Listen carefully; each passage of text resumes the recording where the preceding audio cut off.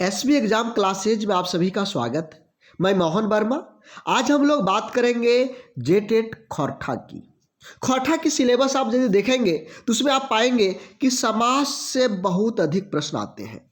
समास एक important chapter होता है खोरठा के लिए।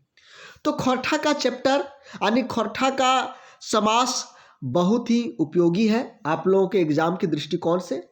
आज मैं आप लोगों के साथ में कुछ ट्रिक शेयर करने वाला हूं, कुछ ऐसे ट्रिक शेयर करने वाला हूं जिससे आपकी खोरठा 100% मजबूत हो जाएगी। अभी तक जो आप देख रहे थे खोरठा को, अब अलग नजरिए से देखेंगे, आपको आसान लगने लगेगा। तो चलिए शुरुआत करते हैं जेटेट खोरठा की इस क्लास को। दोस्तों, यदि आप हमारे चैनल पर नए होंगे तो चैनल को सब्सक्राइब कर लीजिए, बेल आइकन बटन को दबा लीजिए ताकि आने वाले जितने भी वीडियोज हैं, जितने भी क्लासेज हैं, उनका नोटिफिकेशन आपको समय पर मिलता रहे। साथ ही साथ यदि क्लास अच्छा लगे तो लाइक करना नहीं भूलिएगा और यदि खराब लगे तो डिसलाइक भी करिएगा। चलिए शुरुआत करते हैं। पहला प्रश्न,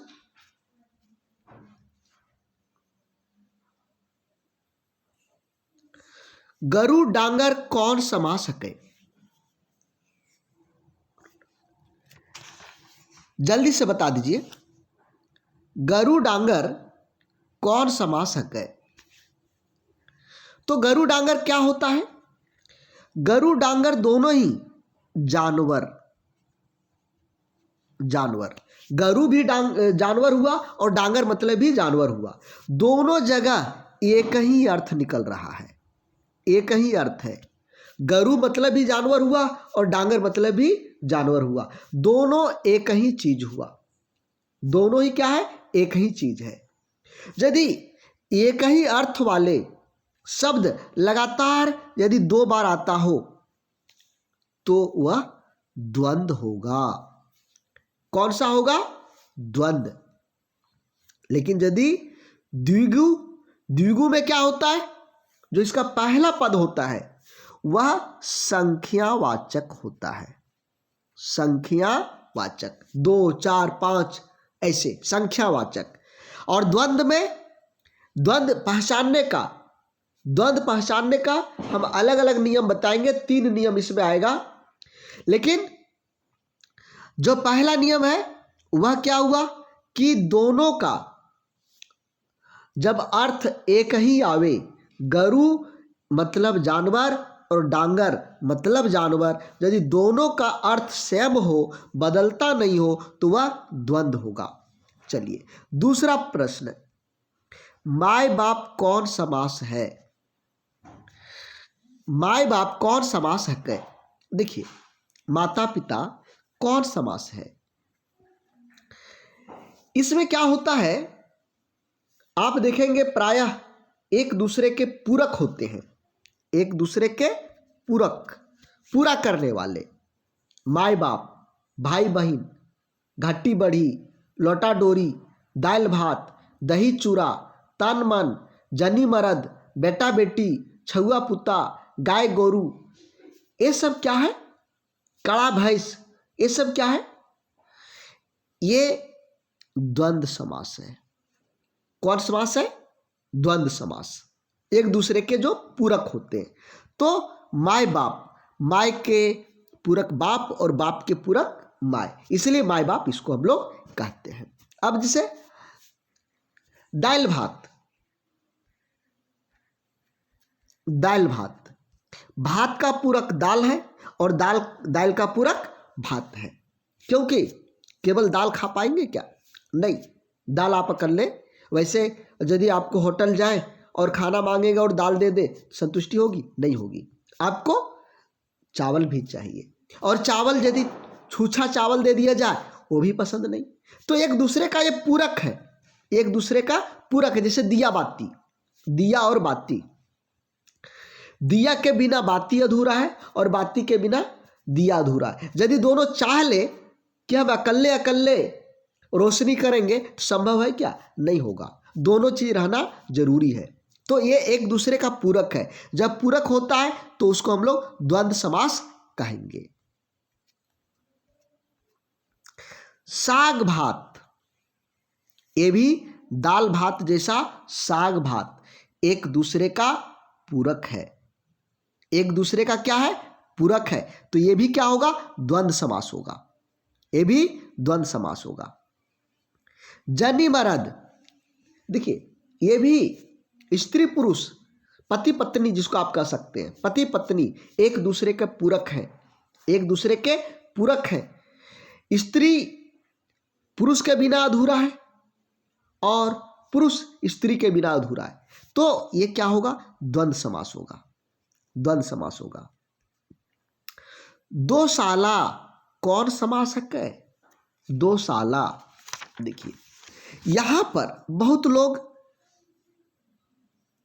इसको कहेंगे कि यहां पर संख्यावाचक आया है, संख्यावाचक आया है, तब क्या होगा? बोल द्विगु होगा। लेकिन वास्तव में यह द्विगु समास नहीं है, द्विगु समास नहीं है। दो साला से, या आप इसको दुसाला भी कह सकते हैं। दुसाला एक दूसरे चीज को बतला रहा है, एक दूसरे अर्थ को बतला रहा है। दुसाला मतलब एक प्रकार का चादर, एक प्रकार का क्या है? चादर। दो साला एक प्रकार का चादर है जो लगभग 2 साल चलता है। यदि वो अपना अर्थ को छोड़ करके दूसरे का अर्थ ले ले, उसको हम चादर कहेंगे। मतलब एक तरह से ऐसे इसको आप कहिए गही कुटना गांव में, कि हम कह रहे दूसरे को और पढ़ रहा है किसी तीसरे को। तो इसी तरह से यहां पर दो साला में हम कह रहे दो साला, लेकिन उसका अर्थ निकल रहा है चादर। उसका अर्थ क्या निकल रहा है? चादर। तो ये क्या होगा आपका? बहुब्रीहि समास होगा। दो बाट, दो बाट, यहां पर भी आप तुरंत कहेंगे कि यहां पर संख्यावाचक है, लेकिन दो बाट किसको कहा जाता है जानते? देखिए ये रास्ता है, बाट मतलब रास्ता होता है, लेकिन ये घर है। इस घर से कोई शव यात्रा मतलब मर गया और उसका ये जलाने के लिए ले जा रहा है, तो कुछ दूर ले जा करके शव को रखा जाता है। यहां तक स्त्रियां रो करके जाती हैं, घर से रोते हुए, और यहां पर रखा, अंतिम दर्शन हुआ, अब यहां से वापस, और यहां से उठा करके सीधे श्मशान घाट। तो जो यहां पर रोका जाता है इसी को दो बाट बोला जाता है, दो बाट बोला जाता है। तो दो बाट क्या होगा? बहुब्रीहि होगा, द्विगु द्वंद्व नहीं होगा। क्या होगा? बहुब्रीहि। ये अपना अर्थ छोड़ करके दूसरा अर्थ निकाल रहा है। जैसे देखते हैं किसी किसी का नेठा रहता है गांव तरफ, नेठा, जैसे कोई श्याम है तो वो थोड़ा सा टेढ़ा देखता है, तो उसको कह दे काना, देखी काना जाब करो, मतलब श्याम। तो काना, वहां काना का अर्थ छूट करके श्याम के बारे में बोला जा रहा है। इसी तरह से दो बाट ये अपना अर्थ छोड़ करके बहुब्रीहि वाला अर्थ यानी दूसरा अर्थ ले आता है। चौमुखा, चौमुखा, चौमुखा मतलब क्या होता है? एक प्रकार का चारगो मुंह हक्कर जक्कर, मतलब जिसका 4 गो मुंह रहता है, जिसका 4 गो मुंह रहता है। एक प्रकार का जानवर है, परजीवी कीड़ा है, परजीवी कीड़ा जो दूसरे बड़े जानवरों के देह में चिपका हुआ रहता है, चौमुखा उसको बोला जाता है। तो चौमुखा यहां पर भी बहुब्रीहि समास होगा। एक चीज ध्यान रखिएगा, यदि आपका ये संख्यावाचक पहला लगे और संख्यावाचक लगने के बाद ऑप्शन में यदि बहुब्रीहि भी है तो 99% चांस रहता है कि आपका वो बहुब्रीहि आंसर होगा। भले वहां पर द्विगु भी रहेगा, लेकिन द्विगु का 1% चांस है, और सबसे अधिक जो 99% चांस है बहुब्रीहि रहेगा। क्योंकि ऐसे शब्दों को कंफ्यूज करने के लिए इस तरह से दिया जाता है बहुव्रीहि वाले। मैं बहुत सारा प्रश्न को स्टडी किया हूँ, हिंदी में भी और आपका खोरठा में भी। इस तरह के प्रश्न में लोग फंस जाते हैं। चौमुखा, लोग सोचते हैं संख्यावाचक है, द्विगु समास होगा, लेकिन नहीं रे बाबा, चौमुखा किसी तीसरे चीज के बारे में बोला जा रहा है। एक चार मुंह वाले जानवर जिसको कीड़ा कहते हैं, चार मुंह वाले परजीवी कीड़ा को कहते हैं, तो ये दूसरा यहां पर बहुव्रीहि होगा। लंबोदर, लंबोदर जैसे ही हम लोग लंबोदर कहते हैं सीधा गणेश जी, गणेश जी विशेष अर्थ चला जाता है, गणेश जी, तो ये होगा बहुव्रीहि, बहुव्रीहि। नीलकंठ, ये भी नीला है कंठ जिसका, नीलकंठ मतलब शिव भगवान, शिव भगवान, ये बहुव्रीहि होगा। टुटपुंजिया, जिसका पुंजी टूट गया, मतलब जिसका पुंजी खत्म हो गया, जिसका पुंजी खत्म हो गया। किसी आदमी दुकानदार को आप देखते होंगे जिसके पास कम पूंजी सामान सब नहीं मिलता है, और यदि गांव में बोलेगा अरे एक सामान लाना, बोले दुकाना जा रहे हैं, बोले अरे वो टुटपुंजीवा के पास जाएगा, मतलब उसका पूंजी खत्म। वो उस आदमी का नाम मान लीजिए महेश है, तो महेश ना कह करके कहेगा वो टुटपुंजीवा के पास क्यों जा रहा है, तो महेश न कह करके टुटपुंजीवा कहा जा रहा है, जिसका पूंजी खत्म हो गया, टूट चुका है जिसका पूंजी। तो यहां पर भी टुटपुंजिया का अर्थ दूसरा निकाल रहा है, इसलिए बहुव्रीहि होगा। ये भी क्या होगा, बहुव्रीहि होगा। इसमें बहुव्रीहि कौन सा है, चतुर्भुज, चतुर्भुज, चतुर्भुज मतलब क्या होता है, विष्णु भगवान, चार है भुजाएं जिसकी, अर्थात विष्णु भगवान। पंचानन, पांच है आनंद जिसके, ब्रह्मा, ब्रह्मा जी को पंचानन कहते हैं, और चतुर्भुज विष्णु जी को कहते हैं, तो ये बहुव्रीहि समास होगा। इसमें क्या होगा, चंचल है मन जिसका, मन चला।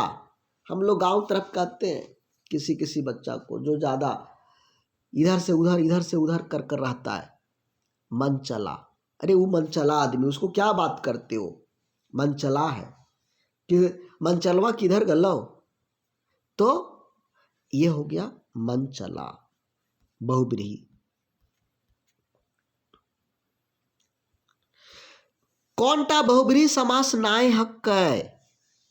देखिए साग भात हम क्या बताए थे, साग भात द्वंद्व समास, दाल भात, दही चूरा द्वंद्व समास, ये क्या है, द्वंद्व। अब देखिए यहां पर दशानन, दशानन मतलब किसको बोला जाता, दशानन रावण को, रावण को दशानन। इसका अर्थ बदल गया, कटखोदकी, कटखोदकी एक तरह का चिड़िया है जो काठ को खोदती है, तो वो क्या हो गया, बहुव्रीहि समास। चौथा चौथी, देखिए कुछ ऐसे शब्द हैं जो खोरठा में बहुत ज्यादा प्रयोग होते हैं, वे सब शब्द क्या है, यही चीज का, जैसे मुक्का मुक्की, पिट्टा पिट्टी, धक्का धक्की, रगड़ा रगड़ी, नहीं कहते अरे बड़ा रगड़ा रगड़ी हुआ।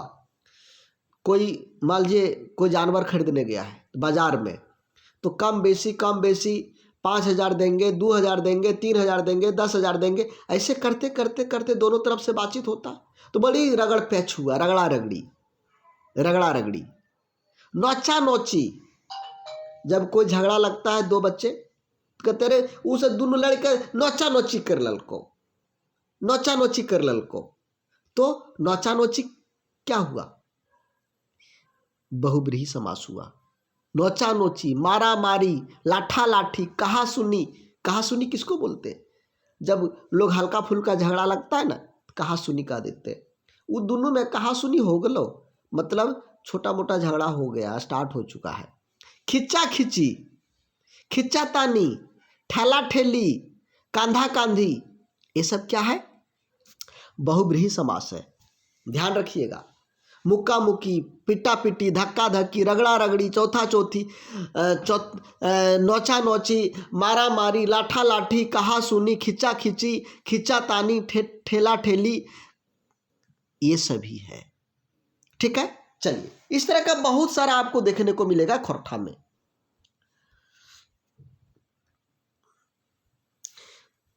कौनटा बहुब्रीहि समास नायक है?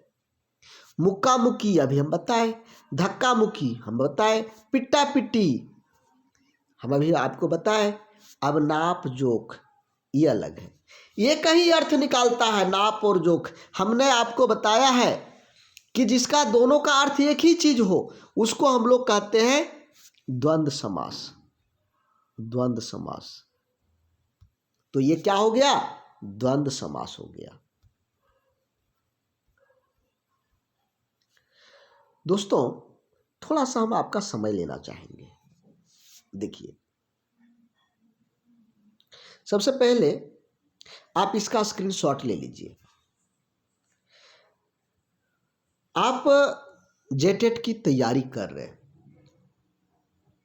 हम लोग यहाँ जेटेट की सारे सब्जेक्ट की ऑनलाइन तैयारी करवा रहे हैं, ऑफलाइन तैयारी करवा रहे हैं। यदि आप हमारे नज़दीक में नहीं हैं, दूर में हैं और हमसे जुड़कर तैयारी करना चाहते हैं, तो हमारा ऐप डाउनलोड करिए। ये हमारा ऐप है और वहाँ पर जेटेट खोरठा और जेटेट का संपूर्ण सिलेबस दो चीज अपलोड है। यदि केवल आप जेटेट खोरठा करना चाहते हैं तो अभी ऑफर में फी 400 रुपये है, 50% का डिस्काउंट है, 50% का डिस्काउंट है। और जेटेट का पूरे कोर्स का फी 1650 रुपये है, जिसमें डिस्काउंट के बाद अभी 1250 रुपये लग रहा है। 1 साल वैलिडिटी के साथ। कितना? 1 साल। 1 साल वैलिडिटी के साथ हम आपको क्लास दे रहे हैं, करवा रहे हैं, ऑनलाइन क्लास। ऑफलाइन की फी लगभग 10,000 है। तो आप हमारे साथ जुड़ करके घर बैठे संपूर्ण तैयारी कर सकते हैं। आप हमारा मैथ की क्लास देखिए, सीडीपी की क्लास देखिए, इंग्लिश की क्लास देखिए, उसके बाद ज्वाइन करिए संपूर्ण में। खोरठा तो आप देख रहे हैं, या तो फिर केवल जेटेट खोरठा की क्लास में जुड़ जाइए, बेहतरीन तैयारी होगा।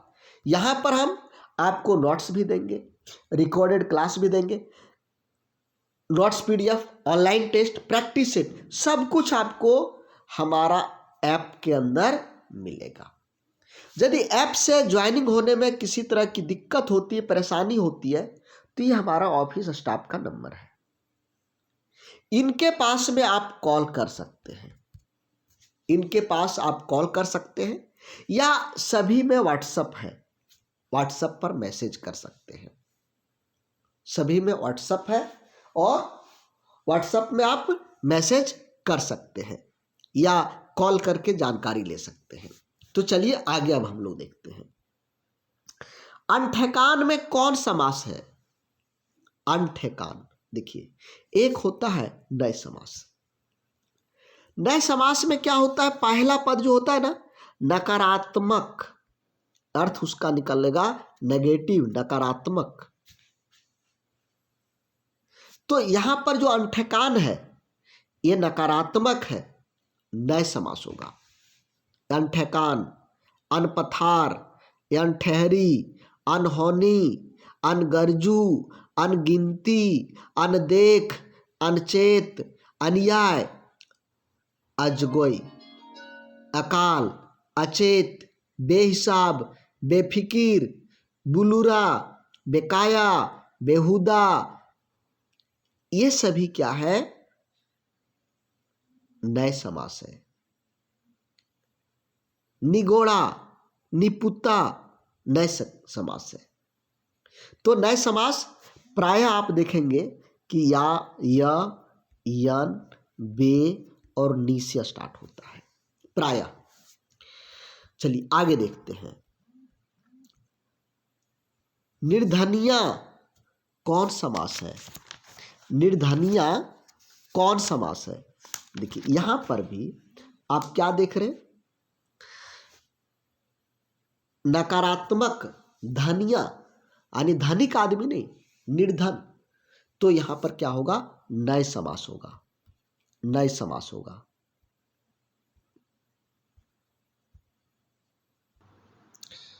तो हम लोग यहां पर क्या देखें कि निर्धनिया नए समास है। चलिए आगे देखते हैं। अंदाव कौन समास है? गए, ये भी नए समास है।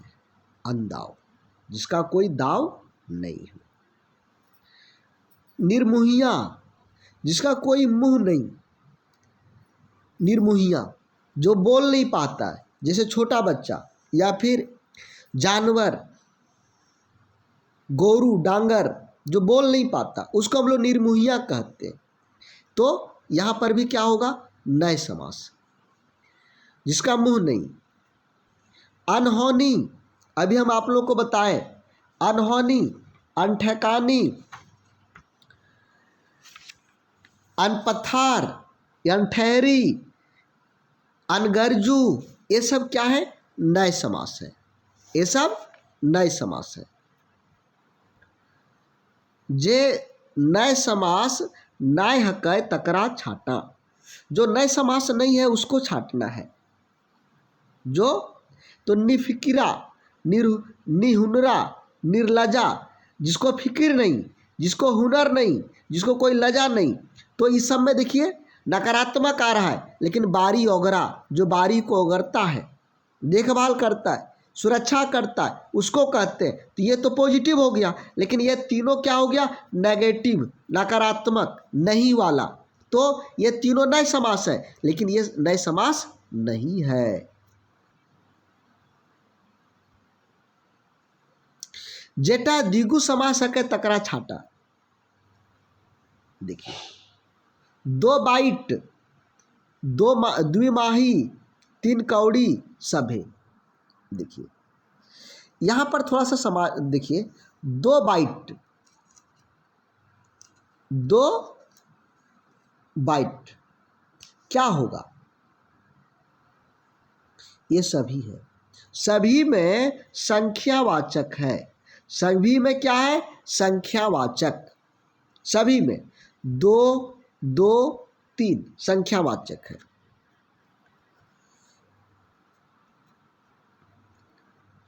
अठगोड़वा, जिसका 8 गोड़ होता है, जिसका 8 गोड़ होता है, अठगोड़वा एक जानवर। तो ये बहुब्रीहि हो जाएगा। हम आपको बताए हैं कि वहां पर द्विगु और बहुब्रीहि दिया हुआ रहे तो अधिकांशतः आप बहुब्रीहि में ये सोचिएगा।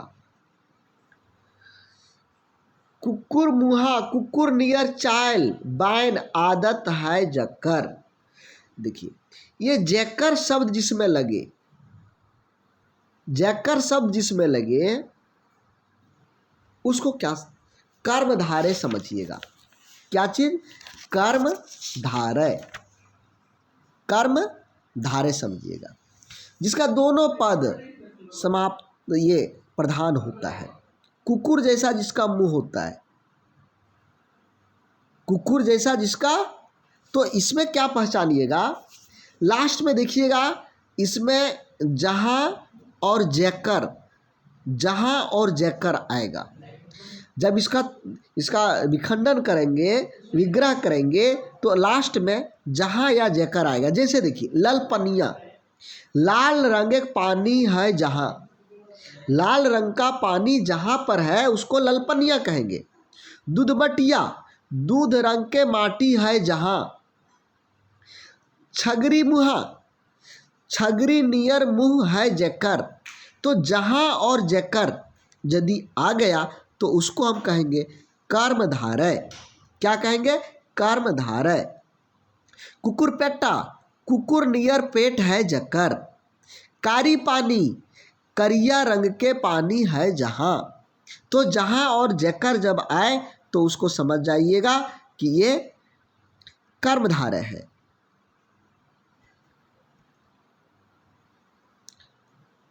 12गांवा कौन समास है?